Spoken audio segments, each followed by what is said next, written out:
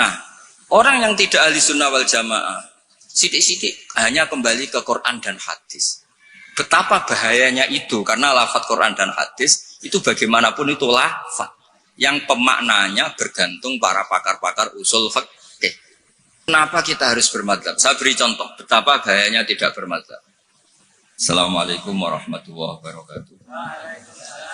Alhamdulillahirabbil alamin wassalatu wassalamu ala asyrofil mursalin sayyidina maulana Muhammadin wa ala alihi washabihi ajmain amma ba'du.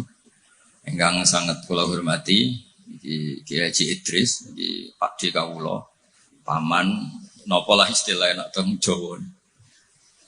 Wonten niki wonten Kiai Sekathah, wonten Kiai Said, Kiai Ama, wau dijemput Mas Aziz niki. Kula teko tok pun ganjaran kula sak gunung Uhud. Mergi wis ponakan sing apik, dienggo kongkonan yo nurut. Kula niku sakjane ngangge hukum akhlak tok niku ganjaran kula pun kuwat. Saya kemarin malam Rebo nderekno kersane Mbah Mus teng Rembang. Paginya ngaos tafsir di rumah. Itu satu-satunya pengawasan yang paling saya senang. Saya ketua di situ. Ketua yang menentukan. Liyane niku pun kalah terus. Habis niku bados ngasar hormat Mbah Maksum. Malam Kamis diaturi dalam sarang Maulid Rasul sallallahu alaihi wasallam. Sebelum lebih jauh tentang ngaji risalah di Sunnah wal Jamaah, kula cerita sanad. Terus Mbah Hamid alite namine iku Abdul Mukti. Riyen serumah dengan mbah saya. Mbah saya namine Fatimah. Mbah kula niku abahe namine Abdul Khaliq alite, tapi gede-gede dados Idrus. Jadi Fatimah binti Idrus bin Umar niku mbah kandung kula. Nah, Mbah Hamid bin Abdullah bin Umar. Terus potongan wali niku pun mulai alit. Terus Gus Samar arep dadi wali pun terlambat mergi. Mas Sama bakat wali niku pun ketok mulai alit. Terus mboten saged pencitraan. Tapi karena kuota wali zaman akhir sedikit, mungkin bisa ada kesempatan. Berdasar KKN mangke diajukan. Karena wali itu menedek wali, nabi saja bisa berdasar KKN. Nabi Harun itu harusnya agak nabi. Tapi barokah Nabi Musa itu alsah, pelak. Ini aku minta jubir. Jadi ono nabi proposal gitu. Ini cerita rileks mawon. Kalau ngomong serius ya sungkan baik terus. Ini kayak Pak D kula, kayak guru kula, riyen bapak kula niku mesti sowan Mbah Hamid. Riyen sema anteng Mbah Hamid mesti bapak kula. Pergi ke wau, disebut mantu ya. Mbah kula misanan, bapak kula mantu. Terus kula niku cerita, Nabi Harun itu harusnya agak nabi. Berhubung Nabi Musa niku alsa, pelat, niku ngendikan. Ketika jadi Rasul itu pertama diangkat jadi Rasul menghentikan. Ya Allah, saya ini pelat. Wa akhi Harun huwa afsahu minni lisanan fa arsilhu ma yarid ayusaddiqun. Sing pinter ngomong niku dulur kula Harun. Terus nak kula misalnya tenan alim, sing pinter ngomong Mas Ama. Niku saged. Siap. Nggih setuju nggih. Ya ngono iku ya ana cerita ngoten iki ya. Terus ana nabi ku dadine nabi ku diajukan. Wonten sekali. Dimintakan SK. Allah gitu dituruti mawon. Qala sanasuddu adudaka bi akhika. Ya wis, saiki Harun tak angkat dadi. Tapi Nabi kok proposal itu digo kalah-kalahan. Nabi Musa ini wadike Nabi Harun. Fi'al ba'i iktikaf munajat untuk kitab Taurat. Kaum menyembah anak pedet. Ngono ku ya diwamuk pancen Nabi. Takdim Nabi kan wajib. Nggih, takdim Nabi niku. Nggih, takdim Nabi niku wajib. Berhubung Nabi Harun dadine Nabi lewat Nabi sinten? Musa. Iku darat-darat tenan. Sampai Nabi Harun ngendikan la takhud bil khiyati wala biras. Jadi salah kaum iku timbang nyalano awake dhewe repot nyalano wong liya. Mulane nek ana wong tukang nyalano wong liya niku ya rontok ana sanate. Tapi tetap salah ndekne ora nabi ya ngoten. Mergo Nabi Musa niku ora iktikaf teng Turisina. Mestinya ketika kaumnya salah itu beliau juga ikut salah karena ada nunggoni proses bermasyarakat. Tapi wong ana sing dipasrahi mendingan nyalano sing Kowe wopo wae tak tinggal munajat nganti kaum nyembah. Jawabe Nabi Harun nggih gampang, wis tak kandhani tapi ra ngandel. Purune mek Nabi sing asli mboten kados kula. Dadi lan nabroha alai akifina hatta yarji'a ilaina Musa. Mana nak sampean gelem apik mau ambek Mbah Hamid tok, nak ambek Mbah Idris ora gelem kowe bangsa Israel. Nak kowe wong Islam tenan ambek Mbah Hamid yo kepen dadi wong apik, dipimpin Mbah Idris yo kepen dadi wong apik. Termasuk sing ben ampun dikiai ini Mas Amak, Mas Aziz kudu gelem dadi wong apik. Nak brengkel ngenteni Mbah Hamid wangsul, berarti kados Bani Israel. Niki mukadimah sekaligus pressure. Pressure nak ngaku ahli sunnah wal jamaah minimal ilmune ya sakmene iki. Ora tau mondok kok ngake ahli sunnah napa? Wal jamaah. Akhirnya Nabi Harun dadi nabi. Mergo pinter ngendikan, wa akhi Harunu wa afsahu minni lisan. Mulane riyen wonten tiyang ya terkenal wali duka indawa. Niku ya kathah sing butuh penerjemah. Terus niki nak jenengan angsal, nggih niki kula angkat dadi napa?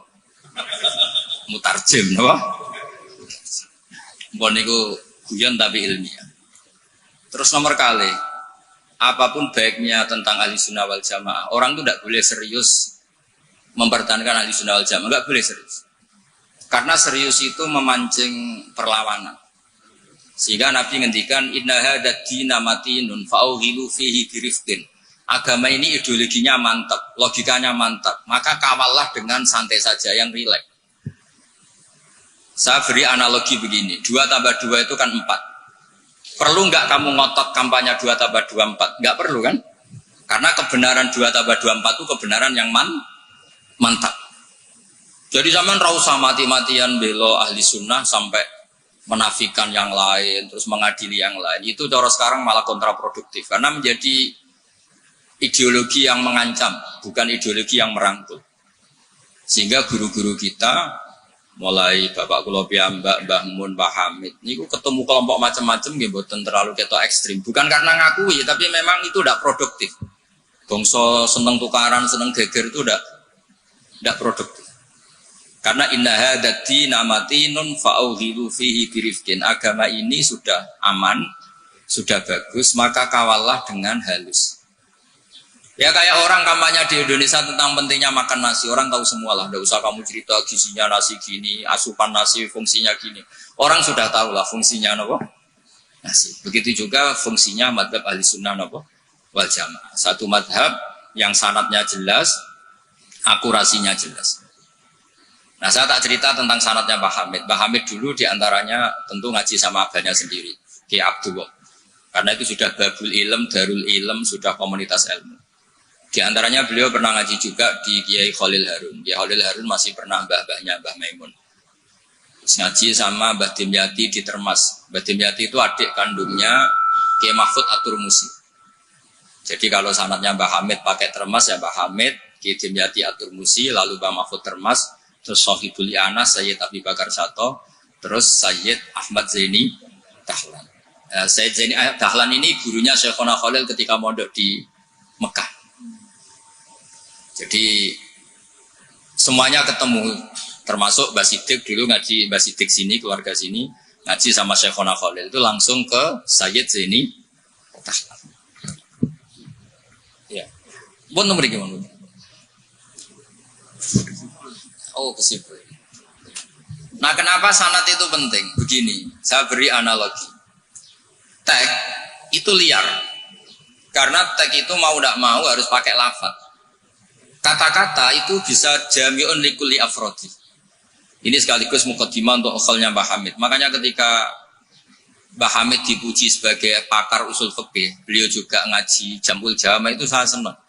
Karena di situ nanti ada taqyidul mutlak bil muqayyad atau taqyidul am bil mukhassis. Saya ulang lagi ya, itu penting. Karena jika lafaz umum itu ditetapkan sebagai umum, maka akibatnya, saya ulang lagi.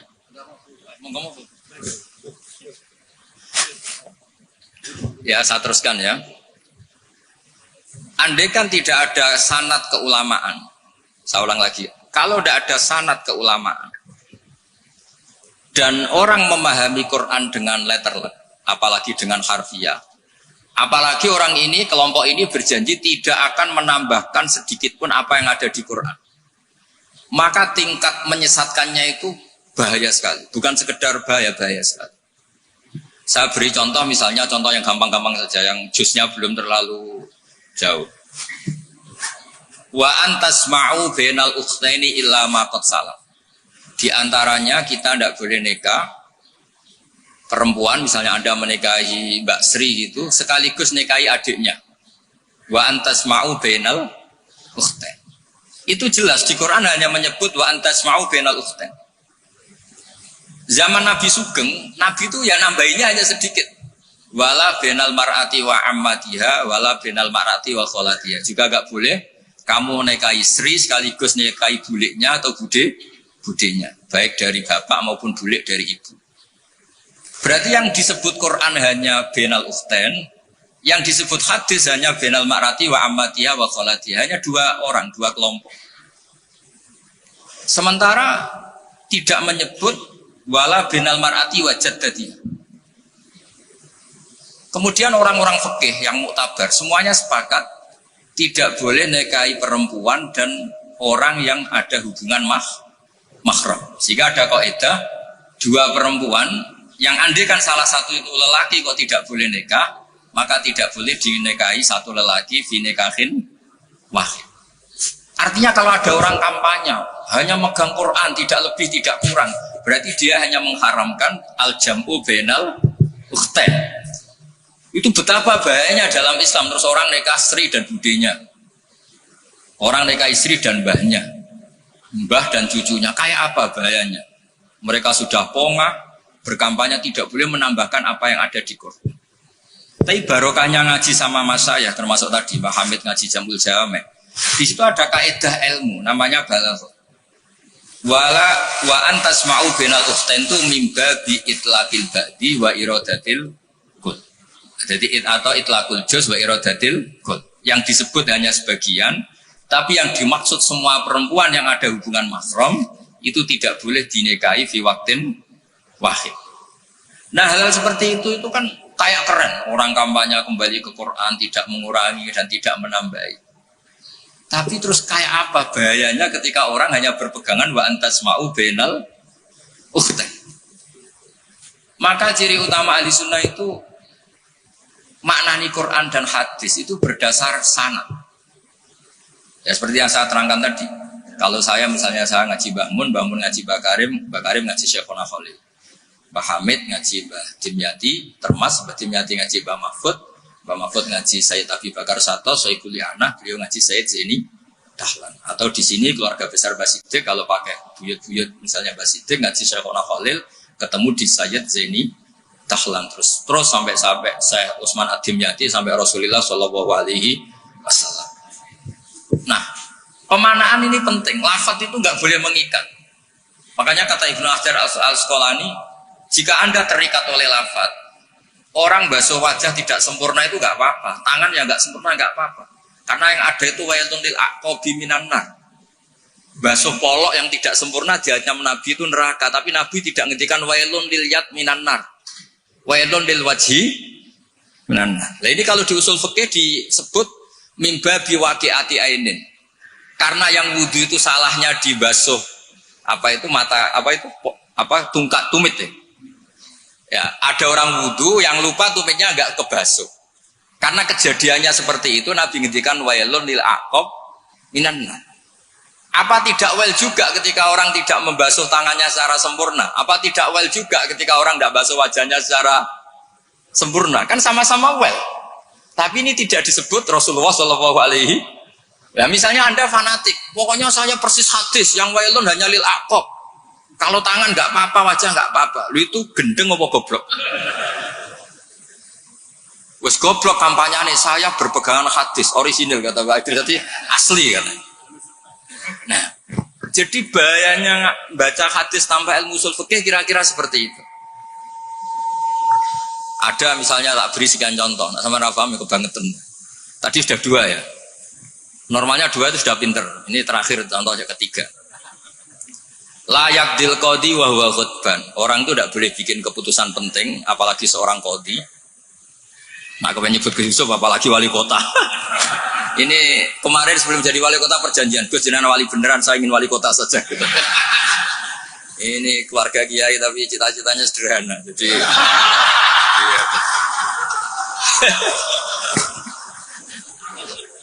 Itu bisa. Itu kalau dalam madzhab tasawuf itu, kalau saya Mbak Idris Gus sama ingin jadi wali betul, tapi beliau sederhana sekali ingin jadi wali apa? Kota. Itu kalau niatnya tawadhu karena nggak ingin nyanyi Mbah Hamid, insya Allah barokah. Tapi kalau niatnya nggak ingin tirakat, nah itu yang masalah karena ada dua wali besar. Yang satu jadi wali itu karena kelirunya sih. Keliru itu artinya menyalahi a'aliyal umur, bukan keliru maksiat. Saya bilang keliru itu bukan harus maksiat. Orang baik itu bisa keliru, tapi tidak mesti maksiat. Wali yang satu itu kalau sakit bilang ya Allah, ya Allah. Tapi yang satu itu enggak, bilang aduh boe, waduh boe. Suatu saat wali yang bilang ya Allah itu jenguk wali yang kalau sambat waduh boe. Ditanya, kamu ini wali kalau sambat kok aduh boe. Jadi yang wali aduh boe. Karena saya itu ingin kayak orang awam, enggak sok wali-walian ya Allah ya. Loh itu ya bisa jadi wali. Jadi nanti lihat aja di daftar kalau di list wali kok masukkan gosipul berarti ya karena tawadhu tadi. Jadi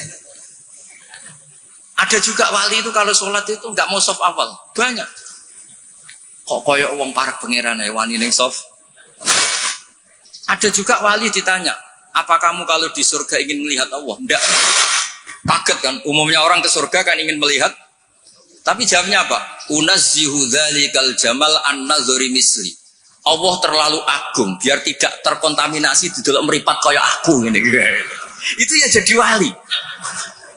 Ini terpaksa cari referensi demi wali kota. Jadi makanya saya itu narasumber itu penting nggak penting sudah bener.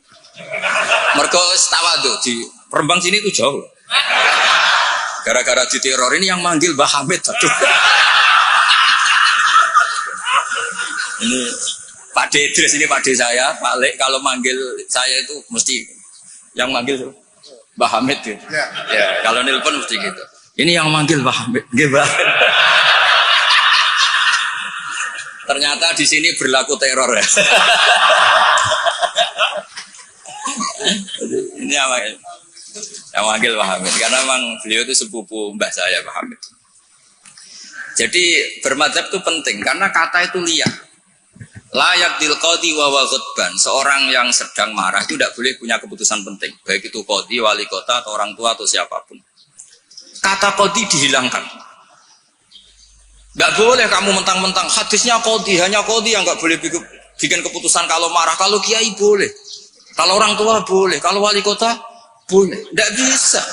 Bahwa ghadban itu kalau sedang marah. Kalau sedang lapar boleh, sedang ngempet nguyah boleh, sedang ngempet ngising. Nah, padahal setelah dimaknai pakar-pakar usul fikih, ghadab itu apa? Halatin sing yasu'u khalqu sahibi. Satu keadaan yang orang itu tidak normal. Nah, keadaan tidak normal itu bisa hakin. Orang yang ngempet nguyah, ngempet ngising atau banget laparnya. Itu juga gak boleh bikin keputusan penting. Jadi ghadban bukan lagi dimaknai marah, tapi apa? Satu keadaan di mana orang tidak sedang baik-baiknya.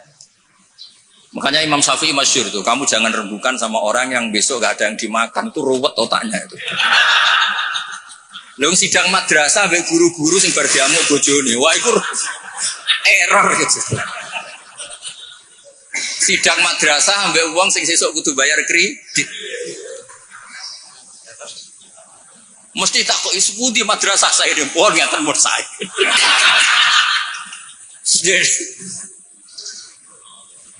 Akhirnya kata ghadban tidak sebagai ghadban. Qadhi juga tidak sebagai qadhi. Fakta saat bisa badil fahmu. Ijtihad itu menjadikan logika menjadi luas. Nah, orang yang tidak ahli sunnah wal jamaah, sidik-sidik hanya kembali ke Quran dan hadis.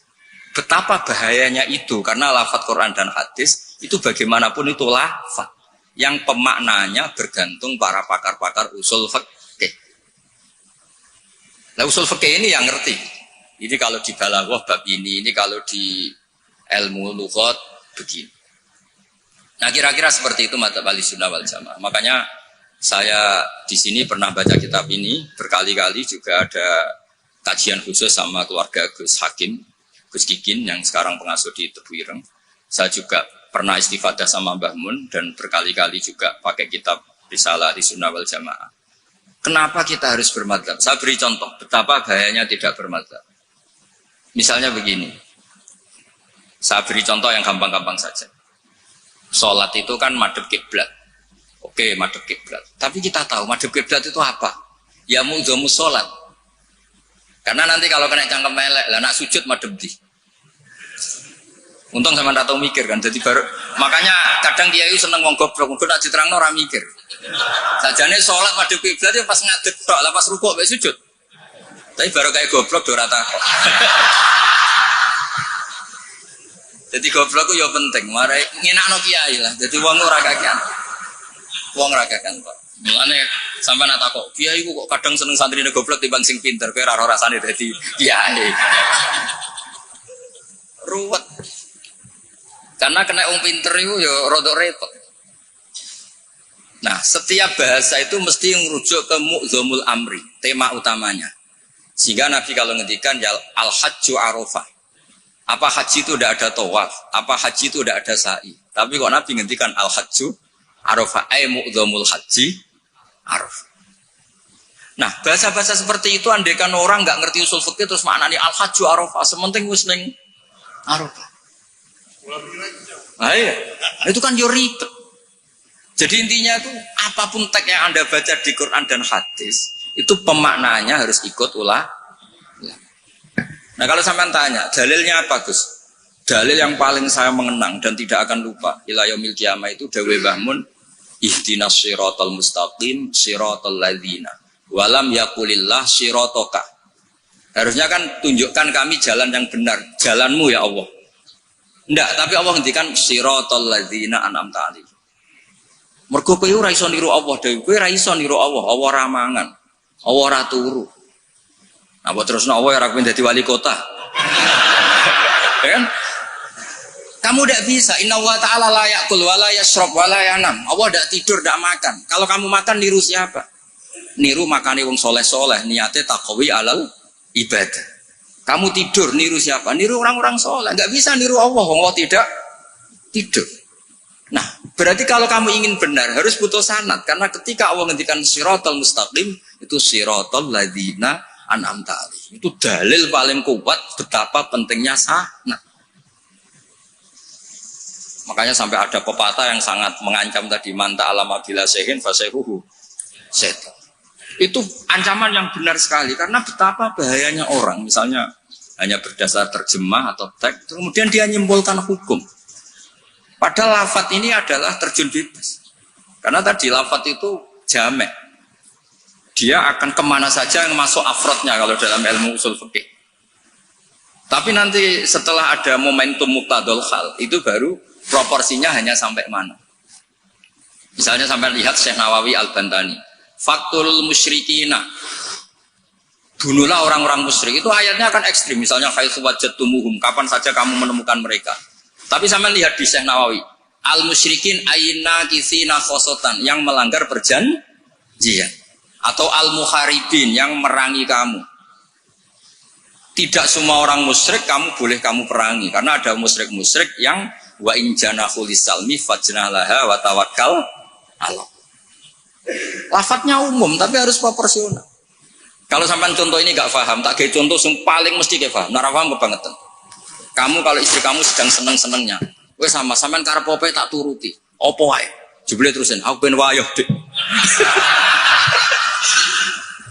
Terus yo cuiku. Jare opo wae kan gitu. Ya kan? Jadi semua lafat ma min amin illa wa yukhassas, tidak ada kata am kecuali yadkhuluhu takhsis, kecuali ada takhsis. Misalnya kamu seneng sama istri, wis adik kemana-mana berdua, kowe apa ndak ngising berdua. Jadi lafat-lafat, nah ya artinya kalau ada lafat umum ning Quran hadis mesti ada mukhassis. Ma min amin illa wa yadkhuluhu takhsis. Sama seperti di tafsir Jalalain, innallaha ala kulli syai'in qadir, tidak memasukkan yang mukhal. Tidak boleh ada pertanyaan gini, ayat diruwahu ta'ala ayyud hibadatul aliyah, apa Allah mampu menghilangkan zatnya yang agung? Ya tidak boleh, kudroh hanya tata alaku bil mumkinat, tidak boleh kudroh ta'aluk sama muhal. Apa Allah kuasa menjadikan 1 ditambah 1 itu 13? Ya Allah kok bocah goblok lebih. Tidak bisa, kudroh itu hanya ta'aluk sama yang mumkin. Karena Allah ala kulli syai'in qadir, ala kulli syai'in qadir, wali kota ya iso dadi nabi, yo repot. Yo ora iso ditutup. Iku sebarang mukhal. Paham ini?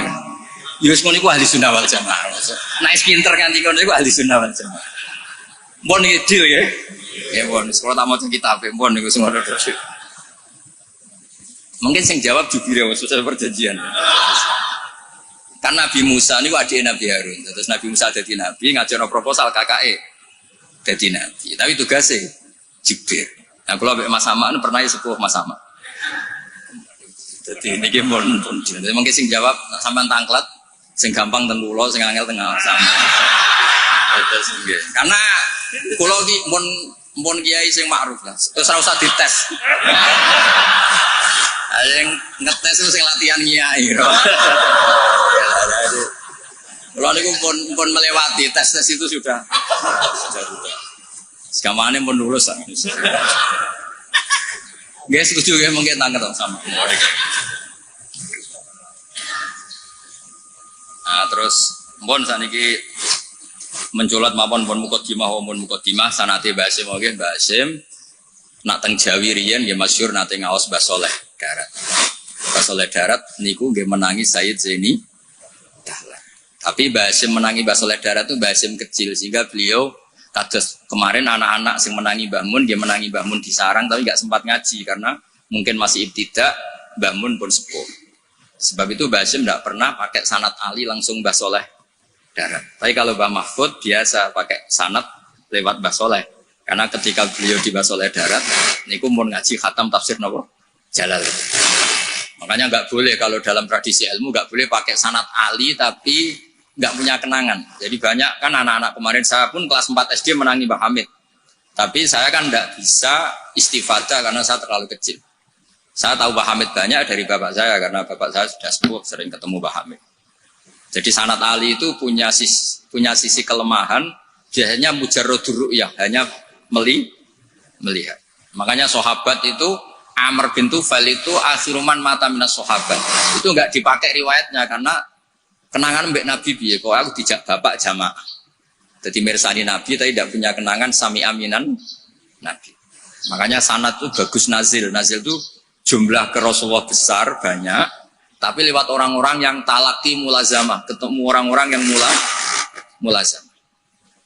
Jadi mendingan sampai Rasulullah lama, tapi lewat orang-orang yang mulazamah. Sehingga sanadnya Mbah Mun misalnya paling suka ya lewat Mbah Karim. Mbah Karim itu lama sekali di Mbah Hasyim, di Mbah Syekhona Khalil. Kila itu 20 tahun, Mbah Kila 30, khilafnya itu 20 ke atas. Enggak ada yang 20 versus 2 tahun. Kalau sampean ziarah tok walen Mbah Khalil. Iku pendak banyak karep gitu. Nah itu iya, kalau ziarah yang ingin ngaji itu bawa kitabnya dulu, setelah paham terus kitab itu dibawa. Itu baru ziarah betul itu. Jadi sanad itu kadang-kadang sering bagus yang nazil. Nazil itu lama tapi kredibel. Lah Imam Syafi'i termasuk fanatik sanad nazil. Beliau itu sering ngendikan an Ibnu Umar an Rasulillah. An Abdullah bin Abbas an Ubay bin Ka'ab an Rasulillah. Kenapa muter-muter begitu? Padahal Abdullah bin Abbas juga sahabat. Tapi beliau sahabat pas itu kecil. Sehingga kenangan dididik Nabi langsung itu tidak banyak. Sehingga kalau ada ilmu banyak, beliau sebetulnya lewat Ubay bin Ka'ab atau lewat Umar bin Khattab. Masyhur itu di sanad sab'ah, misalnya Abdullah bin Sa'ib dari Abdullah bin Abbas misalnya masih dari Ubay bin Ka'ab. Sama seperti santri sarang sendiri yang menangi Mbah Mun, banyak yang ngaji mahali lewat saya. Akhirnya ke Mbah Mun lewat saya, padahal dia menangi Mbah Mun. Tapi kan dia tidak ngaji mahali karena pas itu masih kecil. Paham ya? Terus sanad itu aja mentang-mentang ketemu Mbah Hamid, terus koyo-koyo ilmu mus tingkat wong sing wong ketemu Mbah Hamid itu Mbah Hamid lewat ngendikan terus aku muridnya Mbah Hamid. Insya Allah nanggo syafaat cukup, tapi nanggo ngiyai ini. Jadi udah jelas nanggo syafaat cekap lah. Tapi nanggo ngiyai buatan. Terus ini supaya sampai ngertos sana. Ya kalau wasiat ini sing tentang aturan bermadhab sebagaimana yang ditanyakan tadi. Halaman 28 ya. Ini sing ada kitab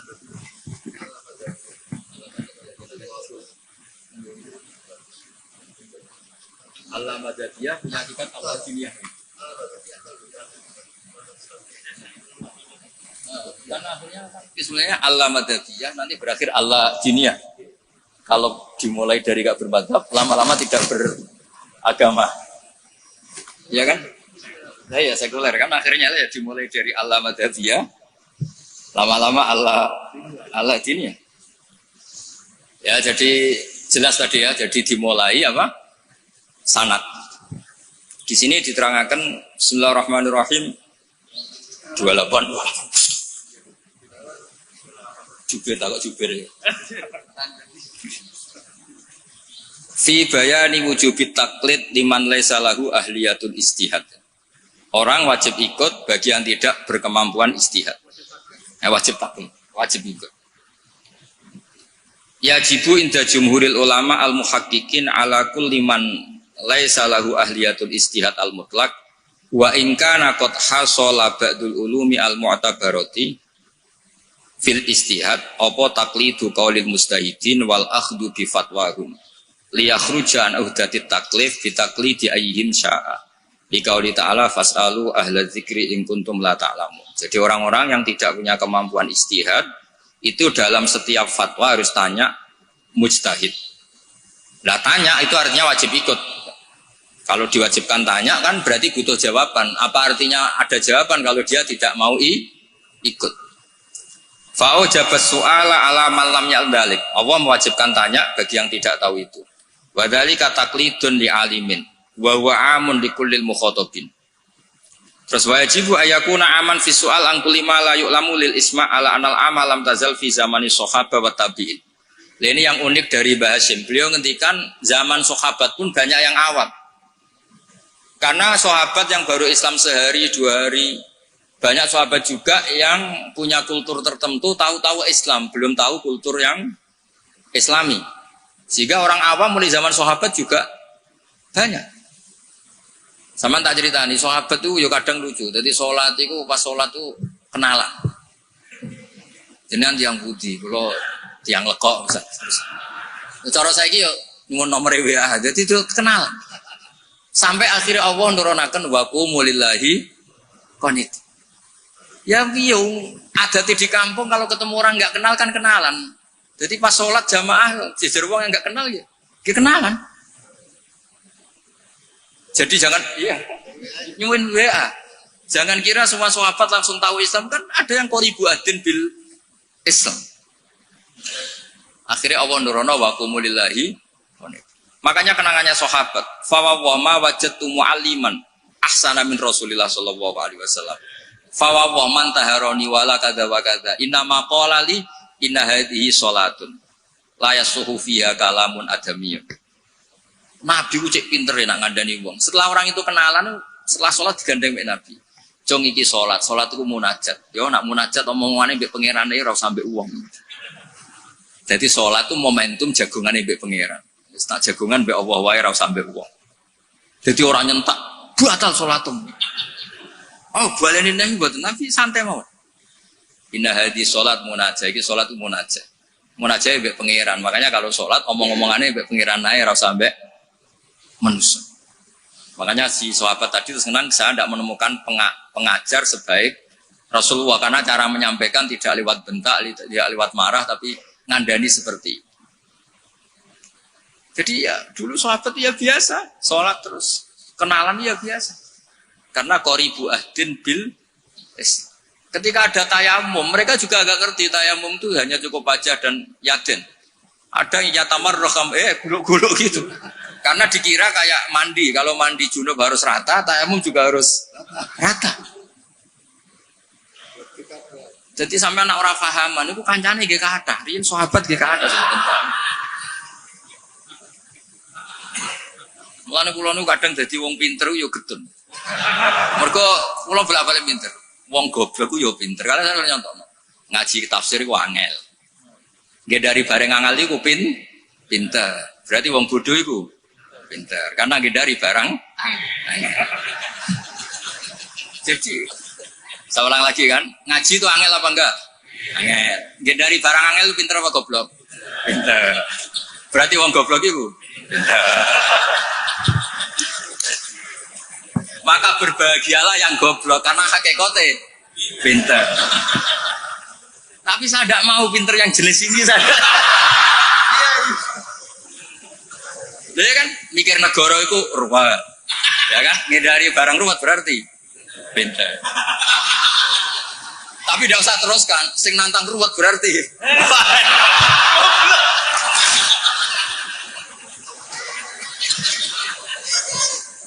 Jadi mungkin di situ ada pepatah semua ada hikmahnya itu di situ.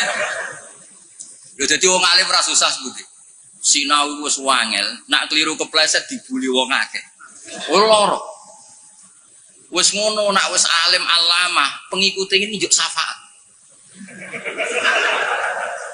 Lho kula nate dicitani bapak-bapak kula, Mbah Hamid Abai Idris nate nangis, nate muwun. Karena banyak orang salam template, banyak orang ngasih, banyak orang hormat. Kata beliau, Nur, aku soleh-solehku dewi gue golek ridhane Allah. Kok diwales dunya? Mesti diwales dunya itu kemudian banyak orang memberi uang. Tapi karena Pak Hamid wali betul, artinya uang itu dikasih-kasihkan orang. Jadi wali lomo itu sakjane ya rontok moh dosa ya. Karena nggak ingin kompensasi kesolehannya menjadi dunia. Makanya syaratnya wali itu kudu lomo. Karena kalau untuk diri sendiri berarti kan hadun nafs. Makanya kenapa ini sirinya, ini baru ini saya buka siri saya karena ada Pak Idris. Saya tuh kalau mulang bahagia sekali. Karena itu satu-satunya cara saya tobat. Saya istighfar tuh nggak ngefek. Tobatnya wong alim iku nak dosane kitmanul ilmi, tobatnya ya mulang. Berarti aku nak pas mulang lebur dosa. Makanya saya kalau mulang tuh bahagia. Jadi sampean tak anggap perangkat penghilang dosa. Lu ra iso wong alim gak mulang terus sampean istighfar gak bisa.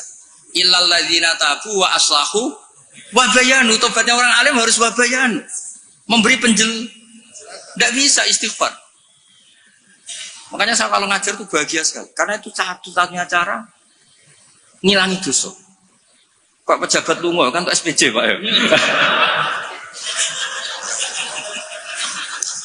Satu-satunya untuk uang legal ya ana acara lungo SPJ. Wong alim ya gitu, sama sebenarnya pola sosial itu sama.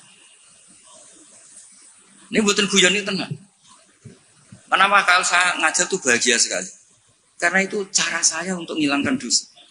Dosa kitmanul ilmu. Makanya semua ulama kalau ngajar tuh bahagia sekali. Yang ngajar tidak harus seperti ini ya, kayak Pak Hamid lewat akhwal. Ada yang ngajar lewat akwal, ada yang ngajar lewat mau'idhah, tapi semua perangkat itu untuk tabyin, untuk memberi penjelas. Dulu Pak Hamid itu kan punya mercy, uangnya banyak, dan semua orang menghormati. Ada orang agak drengki, agak iskal, itu jare wali kok nikmati dunia. Singkat cerita orang ini dijak naik mercy-nya Pak Hamid, disuruh megang gelas Pak Hamid, masyhur cerita itu. Megang gelas penuh air. Kata Pak Hamid, ini pegang nggak oleh kocak. Engkau melaku-melaku be aku. Naik mercy, kursinya juga longgar, gak dosoan. Muter-muter Pasuruan. Terus Pak Hamid tanya, enak mercy saya? Enak sepunti ora kober. Jogo gelas ben boten kocak. Jadi Pak Hamid, ya semono iku hubunganku be Allah. Sing tak jaga iku ridane Allah ning aku. Aku wis ora roh donya. Ya kayak kamu naik Mercy, tapi fokus jaga gelas air. Jadi wali-wali itu untuk duniawi itu sudah tidak ngefek karena punya masyhul, punya syagil. Ya seperti saya itu kata orang banyak itu, misalnya ya, saya kata orang banyak itu terkenal, saya tidak tahu terkenal pada tidak tahu. Yang saya jaga hubungan Allah dengan saya, kalau saya betul orang alim harus mulang, kalau saya betul orang bodoh harus ngaji. Tapi ngaji bek sampean kan berat. Ngaji bek simpul kan ya lucu. Misalnya aku ngaku goblok tawadhu terus gawe ihya Gus ulang. Kan wong yo lucu kan. Sajane kula nggih kepengin tawadhu. Lan apuran kula tak mbutuh ihya Gus tak jenengan. Akhirnya pilihannya kan loro, ngaku alim wajib mulang, nah ngaku bodoh kudu ngaji. Kalau betul sombong misalnya kiai latihan terus kalau betul ikhya itu sing meriang kiai ini nembuk kulane. Bisa akeh kan? Bisa akeh no, misalnya sengaji kulo niate kulo tawaduk terus kiai ini terus meriang. Ngaji ra ono sing gaji wae dadak meriang perkara sing ngaji. Sama tak ceritani, Zakaria Al-Ansori nganti alime ngoten mergo mangkel. Dadi mangkel itu ya ana sing barokah. Dekne di guru jenenge Ibnu Hajar Al-Asqalani sing aran Fathul Bari iku gelare Ibnu Hajar Al-Asqalani. Iku kerenge ra karuan nak ngaji. Dekne bar wis alim dhe murid jenenge Ibnu Hajar Al-Haytami. Alim, ngaji dekne wis alim. Dadi nak ngamuk grutu. Wah, semane zaman aku ngaji yo kangelan. Kok nak maca salah diwamuk. Saiki dadi kiai yo kangelan sinau, mergo nak salah konangan muridku sing alim yo. Dadi ora kok berseneng saya Zakaria Al-Ansori. Mulane ketika ditanya, "Syekh, kenapa jenengan salim itu?" Dukik tu bena hajaro ini, aku digebek watu loro. Mergo nak ape ngaji yo kudu sinau, ape mulang yo kudu sinau. Lah nak muridnya goblok kabeh kan seneng. Tenang ya. Bodoh nih santai. Ngawur sithik.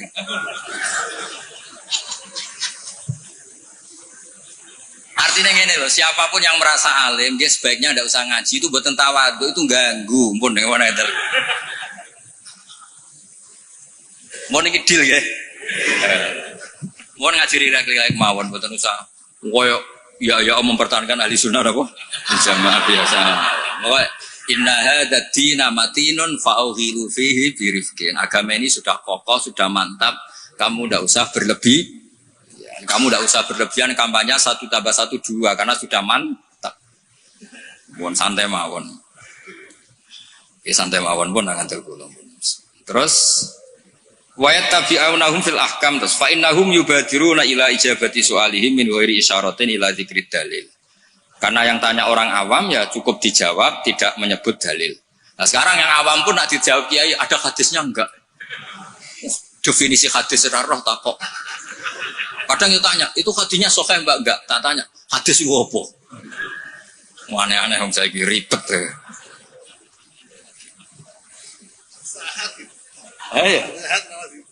Enggak, padahal di Bukhari banyak hadis. Ya ribet.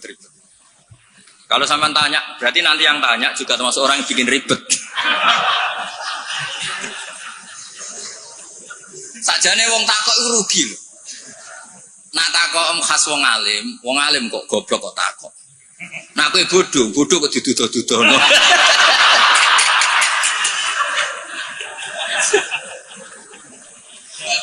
Lo pernah loh. Gus Zofur pernah seminar di Kalimantan, Sulawesi itu banser Gus Zofur. Banser semangat. Itu setiap seminar NU kan mesti tentang Mbah Hasyim. Itu ada yang tanya, Mbah Hasyim itu siapa? Orang acara NU orang tanya Mbah Hasyim itu siapa? Iya, kaget kan? Nanti jangan-jangan sampean tanya, mazhab itu apa loh? Banyak orang yang teman-teman itu paham itu wali itu apa? Di Paduan Wali Kota repot. Jadi orang tanya itu kadang ribet. Lho Kanjeng Nabi kena wong awam ya cara Jawa kaku ati. Wong takok Allah itu kadang iya. Ya Muhammad, oke kamu punya Tuhan sendiri. Tapi Tuhanmu itu apa? Min dhahabin, au nukhasin, au khosyabin, au hajarin. Karena mereka orang awam. Taunya yang dipertuhan itu ya benda. Sehingga mereka tanya, oke Muhammad kamu punya Tuhan, lalu min dhahabin, apa fiddatin, apa khosyabin, apa hajarin. Sampai akhirnya turun kul huwallahu. Maka penanya itu harus hati-hati ya. Kemungkinannya dua tadi. Kalau kamu orang pinter, wong pinter kok takut. Nah aku yang bodoh kok duduh-duduh. Ini untuk ben kok sing takut ora ono. Lah nak ngetes wong drengki ya berarti ya. Kalau niatnya ngetes berarti napa? Drengki.